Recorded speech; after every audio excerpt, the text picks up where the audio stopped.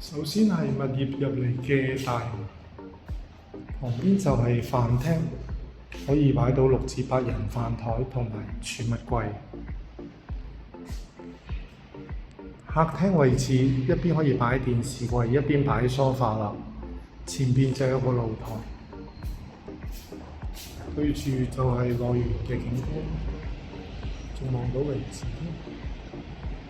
廚房有爐頭、焗爐同埋雪櫃。洗手間有洗衣機，企缸設計方便流浴。睡房放完床之外，仲可以放個高身衣櫃，對住就係內園同埋針山嘅景觀。